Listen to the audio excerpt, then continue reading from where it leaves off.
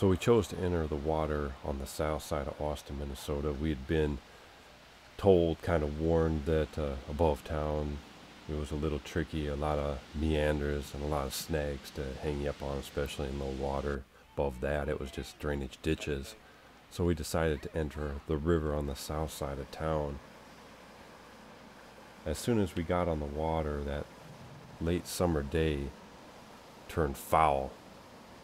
Just the smell of sewage lingered and wafted in the wind. And from the maps and the effluent, we knew that the treatment facility was just up the bank beyond those trees.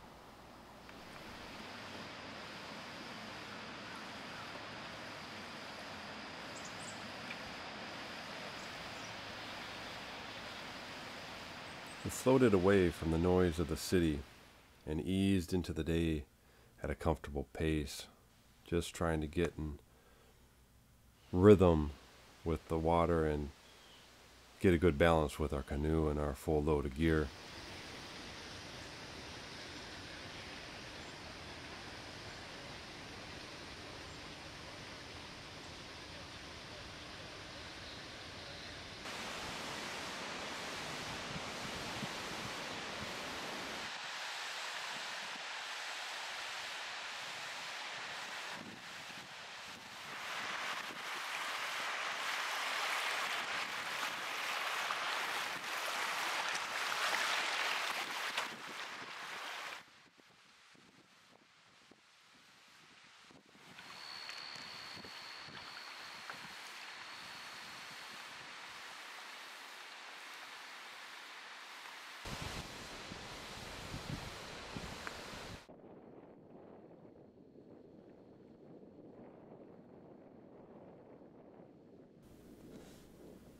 Late that afternoon, we silently and uneventfully crossed back into Iowa from Minnesota.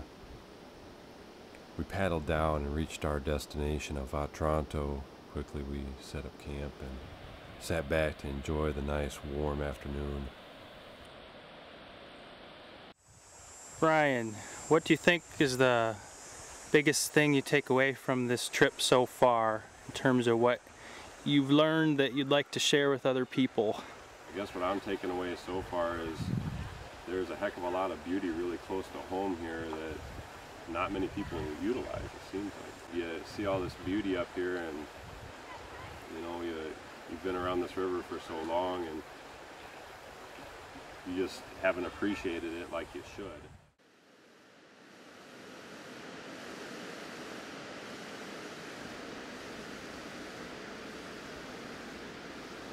We woke up to a much cooler morning. After a late night wind and thunderstorm, our gear remained intact, and we looked for a hot breakfast. We wanted to boil some water and soon realized that the extra capacity fuel canister we'd borrowed from our buddy was not compatible with the stove we had. So it looked like now we'd have to be cooking on wood fires until we got to Cedar Rapids. So the day was still and peaceful, and you could feel the cool of the limestone and the forest.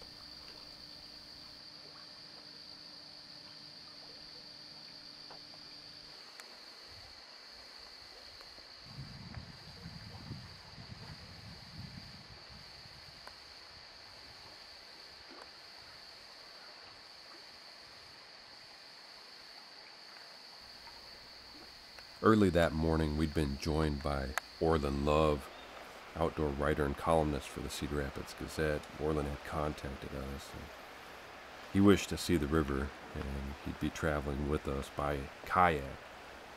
His goal was to do some early morning writing and hopefully some good fishing.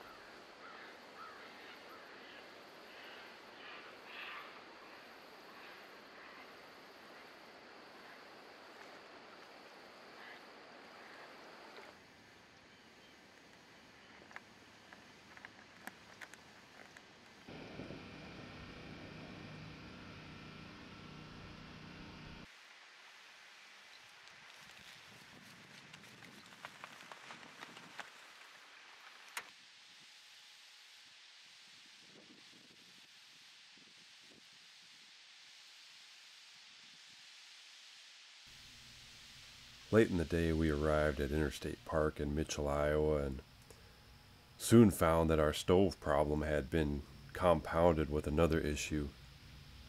Discovered it was posted on the well, the pumps, and various billboards in the campground that it's contaminated. The well's got coliform or presence of E. coli, so it's unsafe to drink,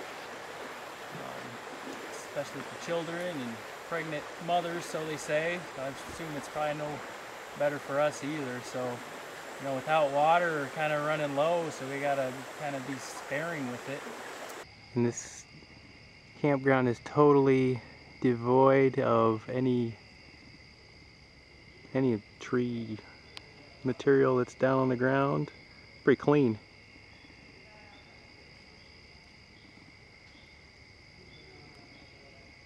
So without fuel, and now without any firewood, I'm glad at least this stuff was here.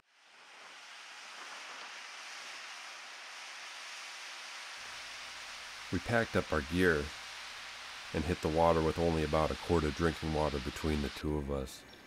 This is water that we'd boiled the previous night just because of the E. coli in it. This is nothing we wanted this early in the trip. Luckily, we learned of the location of a clean freshwater spring downriver a few hours. We hoped it would be drinkable as is.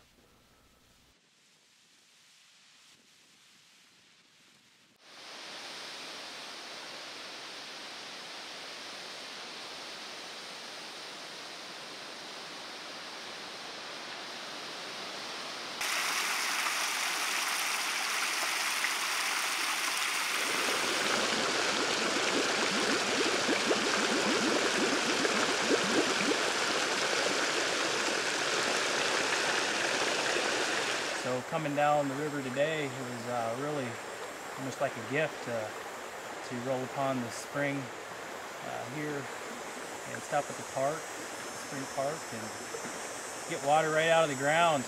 And it tastes good and not posted. So I feel that it's a lot better water than the stuff we're trying to pump out of the parks. So you know, I guess we were able to fill up, so that's the biggest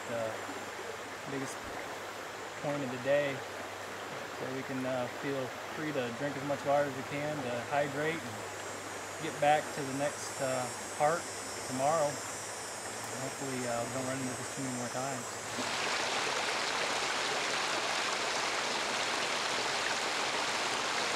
Oh, that's cool.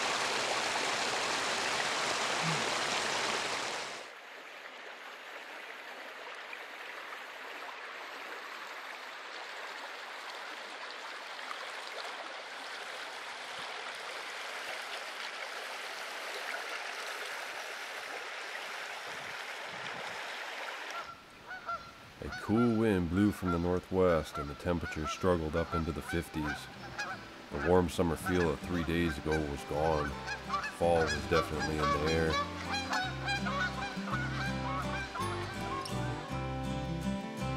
Now the leaves on the trees are ready for falling, and the cold north wind is aching to blow.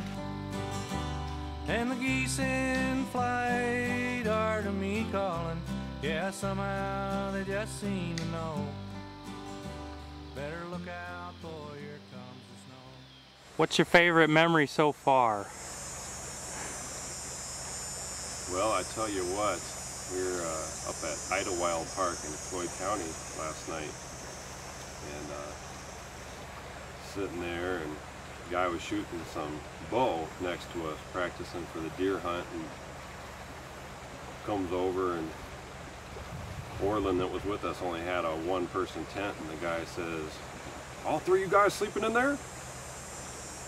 So we started chatting a little bit, and next thing you know, he says, "Boys, I'll be right back. What kind of beer you want?" So he's gone, the sun goes down, we see some headlights coming. And here comes old Rick. He pulls up and says, "Here you go, boys." Gives us a 12-pack beer.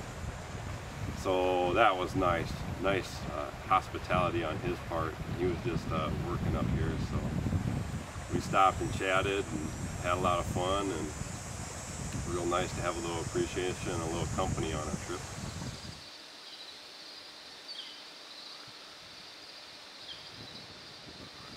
So last night with old Rick, you also met that older gentleman that came down to talk to us, was interested in what we were doing. Could you say a little more about that?